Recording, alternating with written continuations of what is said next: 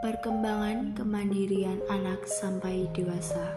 Kami dari kelompok 9 yang beranggotakan yang pertama Fardah Ica Syakirah, yang kedua Ambar Dewi Cahyani, yang ketiga Khairunisa Salsabila, yang keempat Ridho Maulana, yang kelima Puspa Khairunisa, yang keenam Dewi Anggraini Puspita.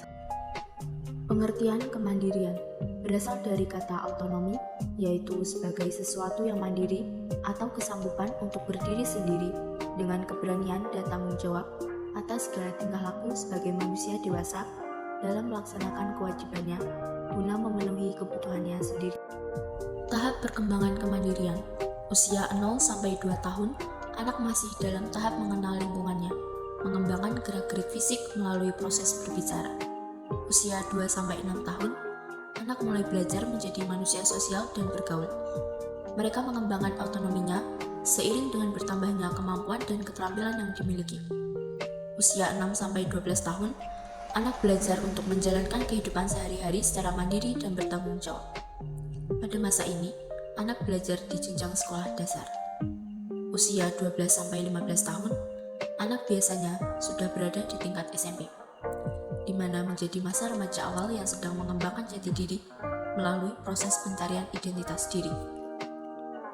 Usia 15-18 tahun, anak-anak sudah berada di tingkat SMA yang sedang mempersiapkan diri menuju proses pendewasaan diri.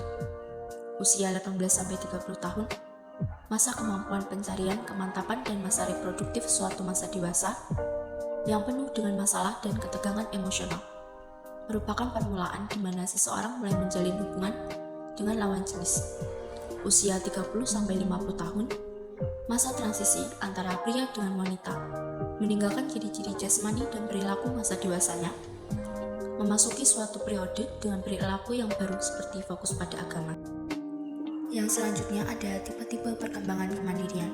Yang pertama ada kemandirian emosional, perubahan pengungkapan kasih sayang, meningkatnya pendistribusian kewenangan dan tanggung jawab, menurunnya interaksi verbal dan kesempatan perjumpaan bersama antara remaja dengan orang tua. Di satu pihak, semakin larutnya remaja dalam pola-pola hubungan teman sebaya untuk menyelami hubungan dunia kehidupan yang baru di luar keluarga di pihak lain. Yang kedua, kemandirian behavioral, kapasitas individu dalam menentukan pilihan dan mengambil keputusan. Yang ketiga ada kemandirian nilai, kemampuan individu menolak tekanan untuk mengikuti tuntutan orang lain tentang keyakinan atau belief dalam bidang nilai. Yang selanjutnya ada faktor yang mempengaruhi kemandirian. Yang pertama ada gen. Sifat kemandirian dapat diturunkan dari orang tua, namun kemandirian terjadi karena dibentuk. Yang kedua ada pola asuh orang tua.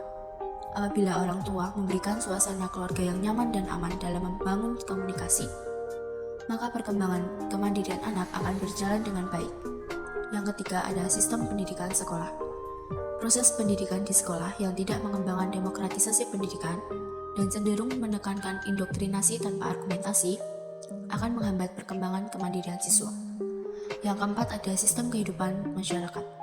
Sistem kehidupan masyarakat yang menekankan lingkungan masyarakat yang aman, menghargai ekspresi potensi remaja dalam berbagai kegiatan, dan tidak berlaku hierarkis akan merangsang dan mendorong perkembangan kemandirian remaja.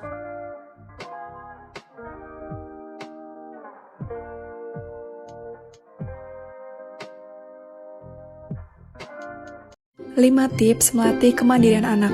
Sobat San, mari kita ajarkan kemandirian kepada anak mulai dari usia dini. Beberapa hal ini bisa kita terapkan kepada anak. Yang pertama yaitu beri tanggung jawab sesuai dengan usia dan kemampuan anak. Sebagai contoh, bisa dengan memberikan tugas untuk membersihkan mainan. Yang kedua, dorong anak untuk membuat keputusan. Bisa dengan hal-hal sederhana seperti memilih baju yang akan digunakan atau makanan yang akan dimakan.